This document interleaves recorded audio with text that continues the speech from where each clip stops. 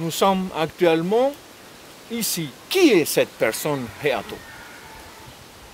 Heato était donc le grand chef de l'île de Huapo, car il a su pacifier toutes les tribus de l'île à sa cause.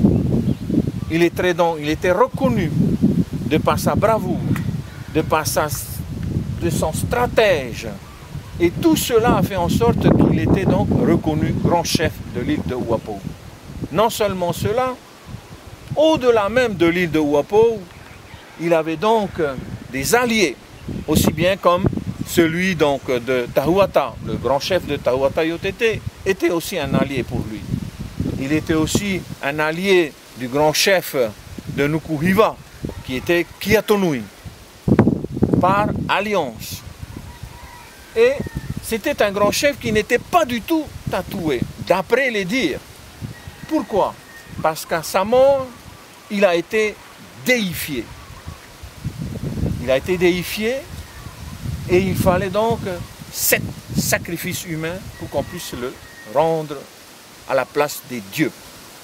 Or, toute personne déifiée ne portait aucun tatouage. Il y avait les grands prêtres et lui en faisait partie. Il était en même temps un grand prêtre et un grand chef. Alors nous sommes actuellement sur le premier niveau de la plateforme du Paipai Menaha. Et là, vous pouvez donc voir l'entrée du reliquaire, là où l'on déposait tout ce qui était tabou, qui appartenait donc à la famille du chef, du grand chef et de toute sa famille. Donc toute la généalogie donc, de cette famille-là était ainsi déposée dans ce reliquaire-là. Donc vous avez donc toute une rangée de pavages en kétou qui part donc d'un bout à l'autre du Paipai jusqu'à une longueur donc d'une quarantaine de mètres à peu près, le Paipai. Nous sommes actuellement sur le deuxième niveau de la plateforme, pareil avec une rangée de kétou sur toute la longueur, mais celle-ci par contre, nous avons des roches donc, qui sont gravées de tiki en relief. Hein? Avec le temps, tout s'est détérioré, dégradé. Là, il y en a encore trop.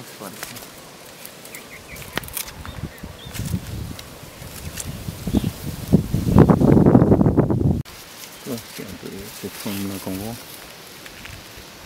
Et c'était gravé sur le kétou. Hein. Voilà. Il faut dire qu'à l'époque, ils gravaient les pierres tendres un peu. La dernière plateforme, quoi, le dernier étage, c'est là, c'est le lieu d'habitation, c'est le dortoir, voilà.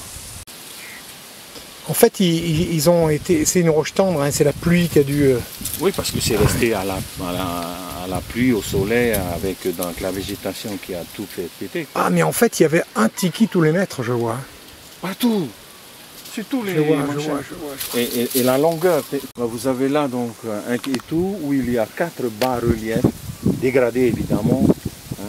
Voilà, donc ce qui est dommage avec cette roche, si on ne la protège pas, elle se dégrade, elle se détériore, elle se désintègre.